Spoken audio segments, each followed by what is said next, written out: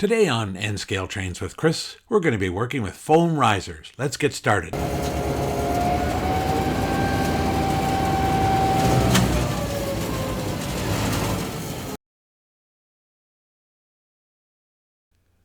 Hello and welcome to episode 2 of N-Scale Trains with Chris.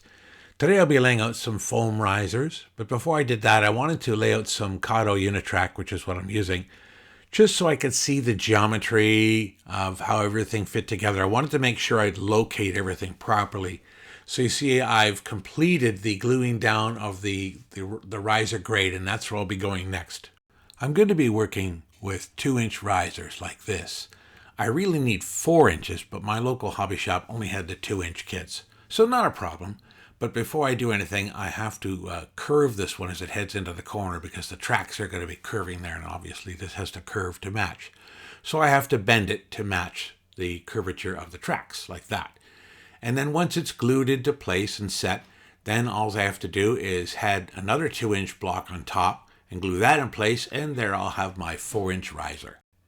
These are the tracks I'll be using to make the curve according to the plan I'm using. Working in midair like that's too unwieldy, so I'm going to put them right on the foam, and I have to measure where they start from the back wall, right here.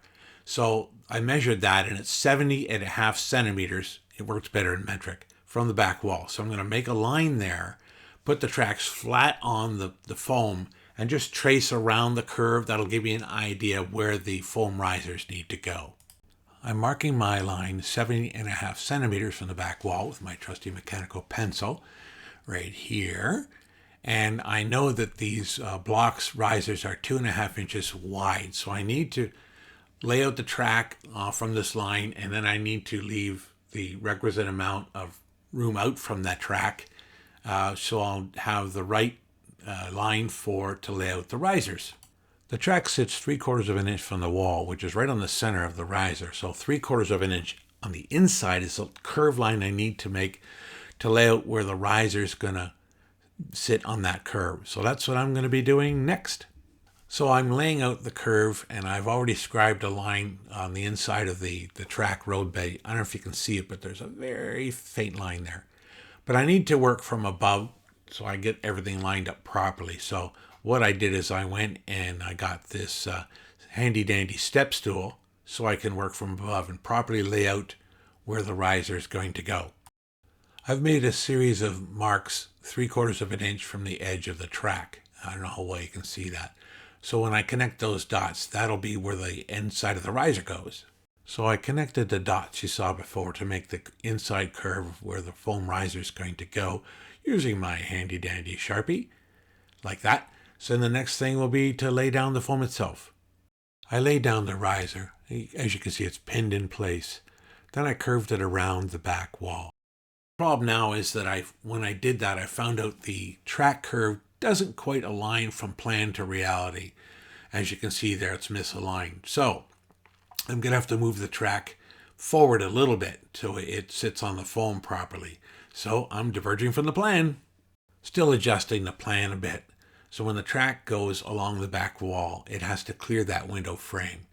And what I found was to make that curve right, I need to change the curvature of the foam itself. So it needs to go back into the corner, like that. So I changed the curvature of the foam. It's not perfect, but close enough. My new concern is this corner back here. If a train ever falls over into that corner, it's a bit of a concern. Got to figure that one out. I tried cutting some foam pieces, as you can see here.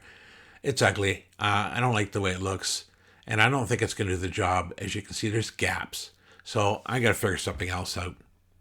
So I think what I'm going to do, I'm going to get like styrene or something like that, and I'm just going to make a wall to protect it. The first layer all glued down and set. It's not going anywhere, as you can see.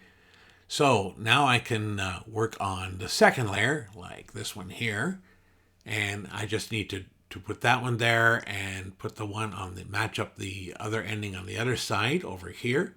And then I just need to pin it in place to match the curves. And that's it. So there's the next layer all glued down with weights on it. Some glue drips too, I guess. But until I get that grade kit, I can't go any further. So that's going to do it for this time. See you next episode.